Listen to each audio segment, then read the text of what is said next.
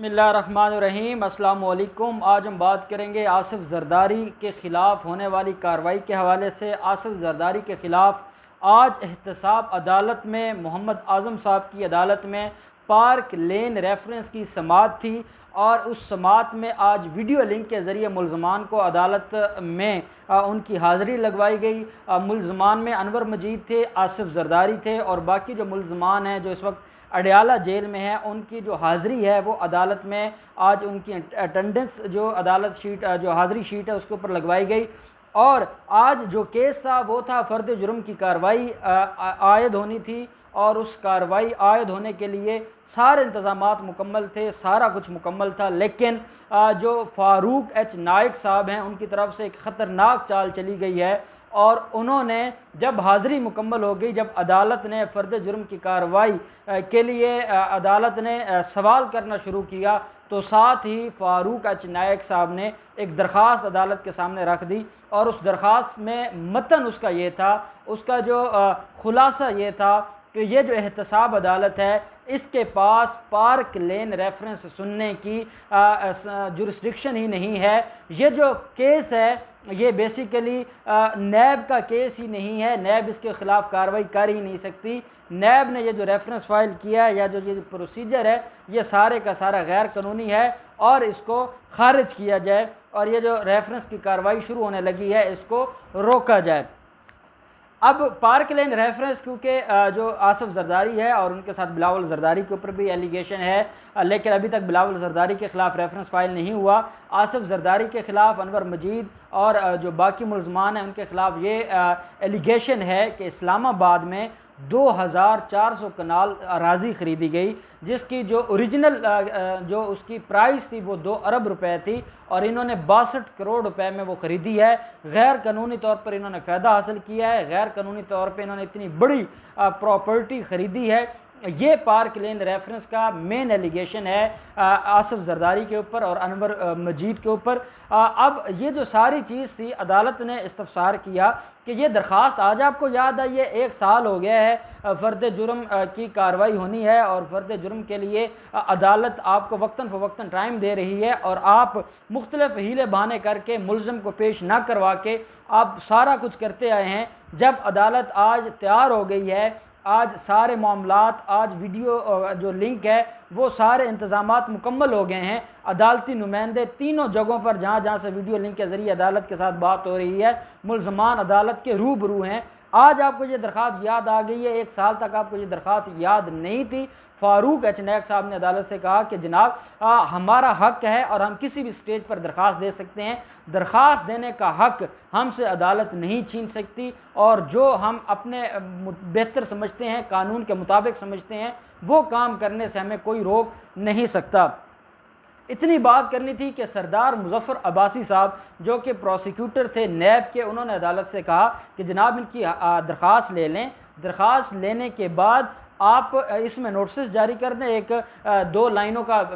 Order लिख दें हमें नोटिस का। मैं अभी यहीं पे अदालत में खड़े होकर दरख्वास्त की कापी वसूल कर लेता हूं, वो कापी वसूल करके मैं यहाँ बैठकर हाथ से जवाब लिखकर मैं अदालत में जमा करवा देता हूं और आधे घंटे के लिए कार्रवाई को मुअत्तल कर दिया जाए और आधे घंटे के बाद हम इसके ऊपर बहस कर देते हैं और अदालत आज इसको डिसाइड करे। अगर मंजूर होती है वो अलग बात है, खारिज होती है तो खारिज होने के बाद आज ही इस केस को सुना जाए और इसके ऊपर कार्रवाई लेके उसको देखा जाए। इसके ऊपर जो फ़ारूक एच नाइक साहब थे वो जो प्रोसिक्यूटर थे नैब के, उनके ऊपर गुस्सा हुए और कहा कि नैब को इतनी जल्दी क्या है, इस केस से नैब क्या निकालना चाहती है, नैब क्यों इतनी जल्दबाजी में काम कर रही है, हमारा हक़ है, हमें पूरा का पूरा मौका दिया जाए। आज मैं बहस नहीं करूँगा, आज मेरी बहस तैयार नहीं है, आज मुझे मौका दिया जाए, आप भी तसल्ली से जवाब दें और जवाब के बाद अदालत इसको देखेगी और हम इस केस के ऊपर बहस करेंगे। जिसके ऊपर जो जज थे नैब अदालत के, उन्होंने फ़ारूक एच नाइक साहब से कहा कि जनाब अगर उनको जल्दी है या आप उनको कह रहे हैं कि वो बदनीयती है, वो जल्दबाजी में ये करना चाहते हैं, तो आप क्यों लटकाना चाहते हैं? आपकी दरख्वास्त है, आपने दरख्वास्त दी है, और हमेशा दरख्वास्त देने वाले की ये कोशिश होती है कि जो उसने दरख्वास्त दी है वो जल्द अज जल्द उसके ऊपर समाअत हो। और जब आपकी दरख्वास्त अदालत में जमा हो गई है, उसके बाद आप क्यों कह रहे हैं कि दरख्वास्त के ऊपर आज समाअत ना हो बल्कि इसको मुलतवी किया जाए? इसमें आपकी इंटेंशन क्या है? जिसके ऊपर फ़ारूक अचनैक साहब ने अदालत से कहा कि मेरी इंटेंशन कुछ भी नहीं है, हम इसके ऊपर कार्रवाई करवाना चाहते हैं, मुल्ज़म तैयार हैं फ़र्द जुर्म की कार्रवाई के लिए, लेकिन एक कानूनी पॉइंट है, मैं चाहता हूँ कि वो पहले डिसाइड हो जाए, और वो डिसाइड होने के बाद फिर अदालत अगले मराहल में जाए और अगले प्रोसेस को अडॉप्ट करे। जब तक वो कानूनी पॉइंट डिस्कस नहीं होते, जब तक उनके ऊपर फैसला नहीं होता, तब तक अदालत आगे नहीं बढ़ सकती और अदालत को अपना प्रोसीजर आगे लेकर नहीं चलना चाहिए।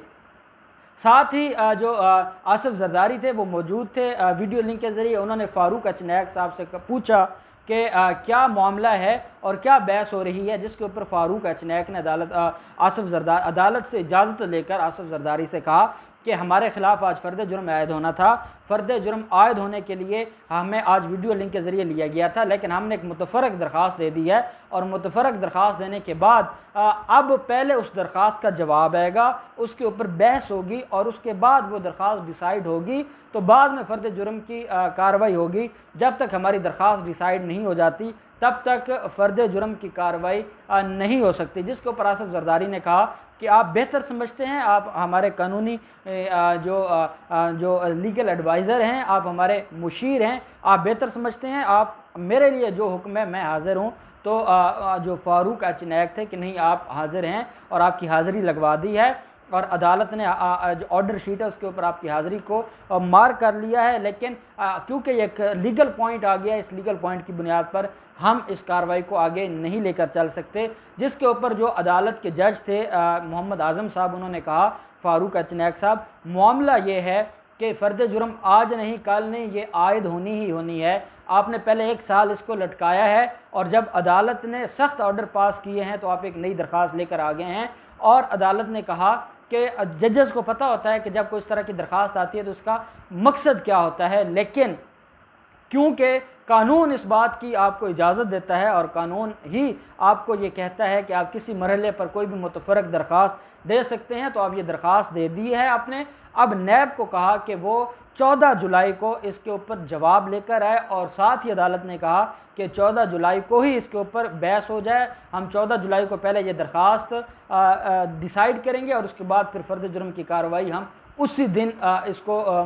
फ़र्द जुर्म की जो कार्रवाई है उसको हम उसी दिन के लिए पोस्टपोन करते हैं। जिस दिन ये दरख्वास्त डिसाइड हो जाएगी उसके बाद फ़र्द जुर्म की हम कार्रवाई को आगे लेकर चलेंगे। अब इसमें जो अहम पॉइंट है वो ये है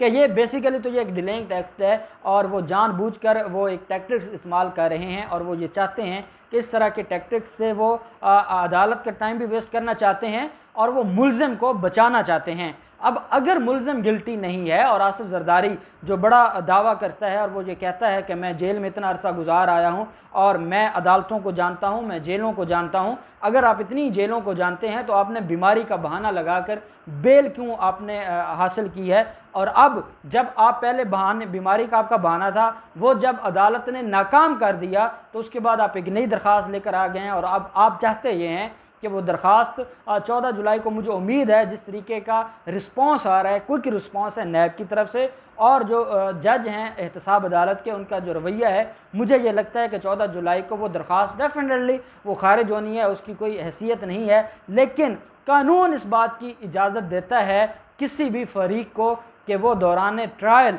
कोई भी मुतफ़रक दरख्वास्त दे सकते हैं, और जब भी कोई दरख्वास्त दी जाती है हमेशा दूसरी पार्टी से उसका जवाब लिया जाता है, और जवाब लेने के बाद उसके ऊपर बहस होती है और उसको डिसाइड करना होता है। ये अदालत ऐसा नहीं कर सकती कि किसी ने उसको दरख्वास्त दी और वो वहीं वापस कर दे, ऐसा कानून उसको इजाज़त नहीं देता, वो जज ऐसा नहीं कर सकता। और मैं समझता हूँ कि आज जो जज का एटीट्यूड था, जो उनकी बॉडी लैंग्वेज थी, वो ये बता रही थी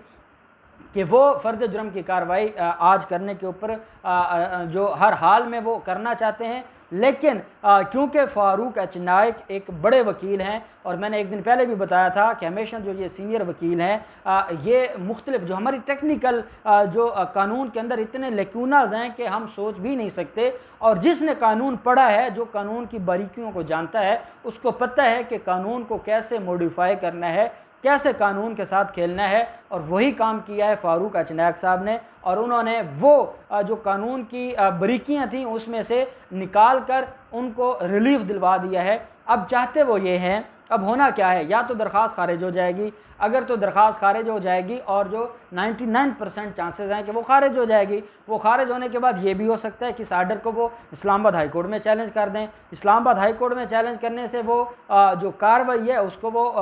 स्टे भी दे सकती है इस्लामाबाद हाई कोर्ट के, जब तक वो जो पिटीशन होगी या जो अपील होगी उनकी तरफ से, मुल्ज़मान की तरफ से, जब तक वो डिसाइड ना हो तो नीचे कार्रवाई रोक दी जाए। ये भी हो सकता है, और ये भी हो सकता है कि जो इस्लामाबाद हाई कोर्ट है वो उनको रिलीफ ना दे और प्रोसीडिंग्स ना रोके, लेकिन उस दरख्वास्त के ऊपर बाद में समाअत चलती रहे। मेरा जो मौक़िफ़ है, और जो हमारे टीम मेंबर अदालत में मौजूद थे, जिस तरीके से उन्होंने मुझे बताई है सारी बातें, मुझे ये लगता है कि जो 14 जुलाई है इससे आगे ये मामला नहीं जाने वाला। ये मैक्सिमम क्या करेंगे, एक दरख्वास्त दे दी है, और क्या दरख्वास्त देंगे, 1-2 मौके और ले सकते हैं। अल्टीमेटली हफ्ता है, 10 दिन है, 15 दिन है, 20 दिन है, मैक्सिमम इतना है, ये नहीं भाग सकते। इनको अब बिल आखिर फ़र्द जुर्म की कार्रवाई होगी, इनके ख़िलाफ़ बहुत बड़ा फैसला आएगा, और इनको लग रहा है कि इनका मुस्तकबिल जेल में है। और यही वजह है कि आजकल आप आसिफ जरदारी की तरफ से जो मुख्तलिफ स्टेटमेंट्स जारी की जाती हैं, और जो बिलावल जरदारी की बॉडी लैंग्वेज है, और वो जिस तरीके से गुस्सा कर रहा है, और जिस तरीके से वो परेशान है, और वो जिस तरीके से इमरान खान के ऊपर और हुकूमत के ऊपर हमला कर रहा है, वो सारी चीज़ें नज़र आ रही हैं कि वो हर तरफ से उनको जकड़ लिया गया है। अब वो अपने सीनियर वकला की तरफ से, जो बड़े जमहूरियत पसंद वकला हैं, जो बड़े सियासतदान हैं, उनका सहारा लेकर वो कुछ दिनों की मोहलत चाहते हैं, लेकिन बिल आखिर ये मोहलत ख़त्म हो जाएगी। जो उनको रिलीफ दिया गया था वो रिलीफ ख़त्म होगा, और फ़र्द जुर्म की कार्रवाई ऐसी चीज़ है कि जब भी किसी मुल्ज़िम के ख़िलाफ़ ट्रायल शुरू होता है तो फ़र्द जुर्म की कार्रवाई होनी ही होनी होती है। इसके अलावा और कोई सोल्यूशन नहीं है, इसके अलावा और कोई मामला नहीं है। ये जितने दिन, 1 हफ़्ता 2 हफ़्ता इसको पेंडिंग रख सकते हैं, लेकिन इससे ज़्यादा वो कुछ नहीं कर सकते। अब देखते हैं 14 जुलाई को पार्क लेन रेफरेंस के अंदर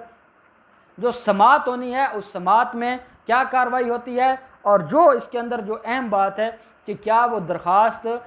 जो 14 जुलाई है उसके ऊपर बहस होती है, ये डिसाइड होती है, या फ़ारूक एच नाइक साहब की तरफ से एक नई प्ली आ जाती है, और वो कोई बहाना लगा के अदालत में पेश नहीं होते, उनका कोई जूनियर अदालत में पेश होता है, और वो अदालत से मज़ीद 2-4 दिन का टाइम ले लेता है। इनको टाइम बस इतना ही मिलना है, 2-4 दिन का, इससे ज़्यादा नहीं मिल सकता। इसलिए हमने मायूस नहीं होना, और हमने ये सोचना है कि ये जो माफिया इतने इधर उधर के बहाने, हीले बहाने कर रही है, इसका मतलब ये है कि माफिया के गले में हाथ पड़ चुका है, गले के ऊपर हाथ आ चुका है, उनके गिरबानों तक कानून का हाथ पहुंच चुका है। तभी वो अपनी आखिरी जो अपने आप को बचाने के लिए आखिरी हाथ मार रहे हैं। मैक्सिमम वो 2-4 दिन रिलीफ ले लेंगे, इससे ज़्यादा उनको रिलीफ नहीं मिलने वाला। फ़र्द जुर्म की कार्रवाई होगी, और हर हाल में इनका मुस्तकबिल जेल में होगा। जो भी नेक्स्ट डेट पर कार्रवाई होगी हम आपके साथ शेयर करते रहेंगे। बहुत शुक्रिया। अल्लाह हाफिज़। पाकिस्तान जिंदाबाद।